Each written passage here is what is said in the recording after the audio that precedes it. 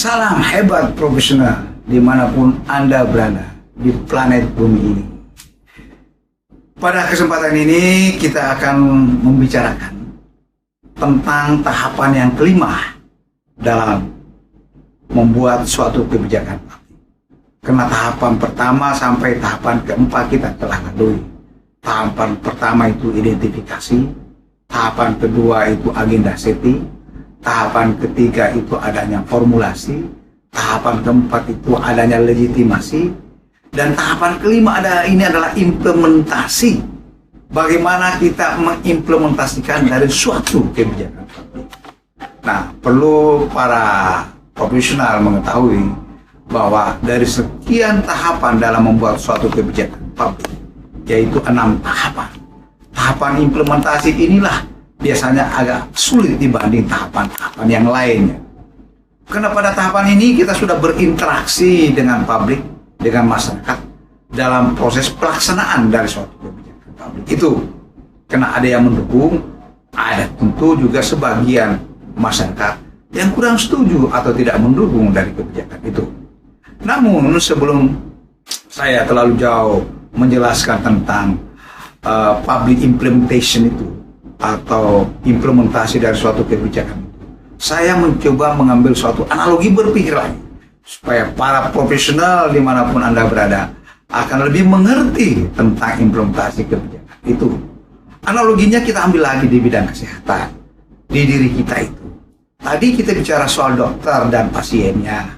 Nah, pasien ini sudah sampai ke tahapan kelima, yaitu sudah membeli obat dari apotek. Sudah ada juga cara meminum obat itu. Nah, setelah ada obatnya, cara minumnya sudah diperiksa oleh dokter, sudah dapat resep. Masa kita mau simpan obat itu dalam laci? Kan nggak mungkin. Obat ini harus diminum supaya kita sembuh, ya kan? Kalau disimpan dalam laci sudah jauh-jauh, sudah beberapa proses yang kita lewati sampai obat itu sudah di tangan kita, sudah di meja kita. Hal yang perlu dilakukan adalah meminum obat. Kita minumlah obat itu sebagai implementasi dari tadi antara dokter dan pasien memberikan obat. Setelah kita minum obat itu, apakah 2x1 dia punya formula minum obatnya, atau 1x1 atau 3 kali. Yang penting kita sudah action dalam hal ini meminum obat itu masuk dalam mulut kita sampai ke perut kita.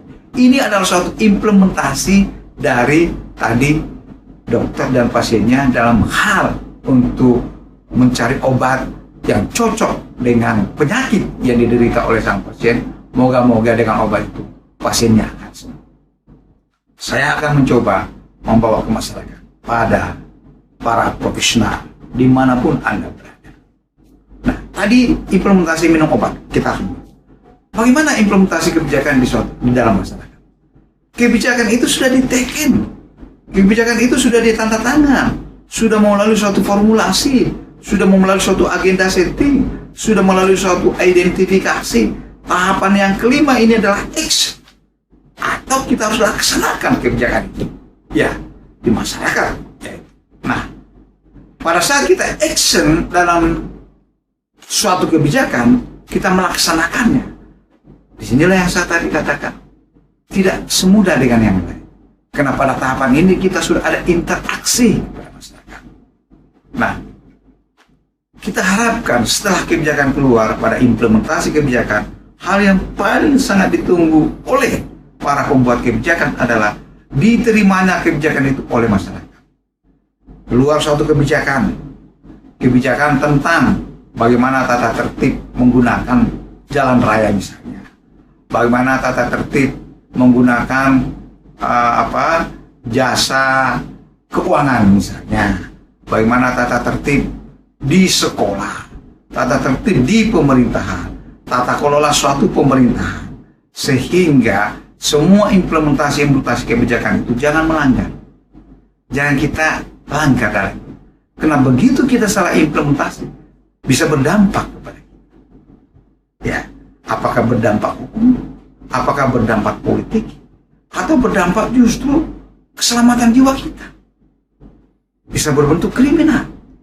Jadi tidak jarang para pembuat kebijakan itu baik di sektor swasta maupun di sektor pemerintahan, berurusan sama pihak penegak hukum. Begitu implementasi suatu kebijakan, karena kebijakannya ini tidak sesuai dengan apa yang kita tentukan sebelumnya. Olehnya itu katakan contoh saja Satpol PP begitu menertibkan pedagang kaki lima di jalan. Kadang-kala yang sering kita lihat adalah Satpol PP berhadapan sama pedagang kaki lima. Tidak mau dia digusur, tidak mau diangkat dia punya gerobak, dia melawan. Tapi apakah Satpol PP berhak memberikan penjelasan makna atau arti atau tujuan dari kebijakan itu? Enggak. Satpol PP cuma melaksanakan. Saya cuma melaksanakan kebijakan ini. Kalau Anda tidak setuju, coba tanya pada di belakang saya yang membuat kebijakan. Saya melaksanakan menertibkan pedagang kaki lima. Tidak bisa di trotoar misalnya, tidak bisa di jalan, karena itu ada hak orang lain yang akan menggunakan. Itu salah satu contoh saja di bidang pedagang kaki lima. Karena dia tidak mampu, Satpol PP nggak berhak lagi, tidak bisa lagi menjelaskan apa artinya. Cuma dia melaksanakan. Apapun terjadi, Bapak harus pindah di sini. Ini perintah dari kebijakan. Tidak bisa saya lagi tawar-menawar. Maka jangan heran, biasa ada kekerasan, tindak paksa, kena harus action. Ini wibawa dari suatu pemerintahan yang telah diambil. Apakah itu di tingkat kabupaten, wali kota, gubernur, sampai presiden sekalipun. Karena begitu kebijakan itu diambil, harus dilaksanakan. Karena menyangkut kewibawaan dari suatu pemerintahan. Dan itu pasti ada gunanya kebijakan di dalam pelaksanaannya. Para profesional yang saya hormati dimanapun Anda berada, sering kita lihat kawan-kawan profesional yang lain. Mungkin ini bukan profesional, oknum-oknum tertentu yang berurusan sama baik itu KPK, polisi, karena dia tidak melaksanakan implementasi kebijakan yang baik. Dia tidak melakukan kebijakan yang harus diambil melalui proses yang panjang itu, sehingga dia menyalahgunakan tentang kekuasaannya kan, tentang membelokkan kebijakan yang lain kan, tidak sesuai dengan real dari tujuan sebelumnya itu, sehingga ada hal-hal yang menyimpang dari pelaksanaan kebijakan. Makanya disinilah action itu kita bisa terangkat derajat kita, naik karir kita karena kebijakan itu.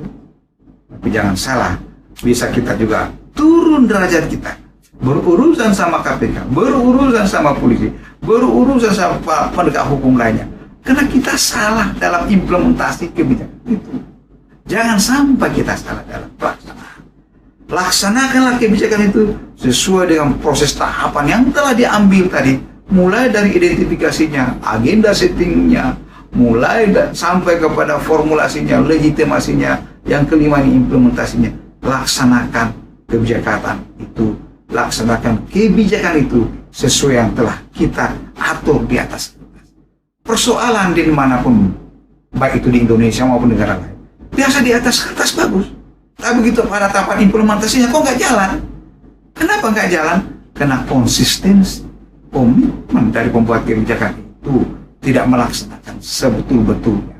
Karena pada saat kita membuat suatu kebijakan, target utama kita itu adalah masyarakat, penduduk, ya, people, put people first, ya, people first ini penting.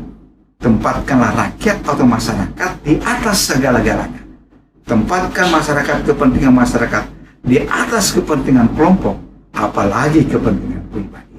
Itulah arti daripada put people first. Ya, yang penting ini adalah rajanya itu, pemerintah itu yang berkuasa sebenarnya itu rakyat itulah. Pemerintah itu melayani, bukan yang dia dilayani dalam pelaksanaan kebijakan itu.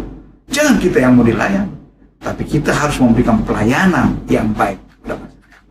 Dalam konteks ini pula lah ada pengaruh leadership dalam implementasi kebijakan itu. Kita sebut the highest level of leadership. Apa arti dari the highest level of leadership? Artinya adalah menempatkan rakyat itu di atas segala-galanya, di atas kepentingan kelompoknya, apalagi kepentingan pribadinya. Inilah namanya dia, menciptakan budaya melayani, bukan budaya yang dilayani. Ini adalah ciri-ciri pemimpin-pemimpin yang mempunyai kepemimpinan tingkat tinggi.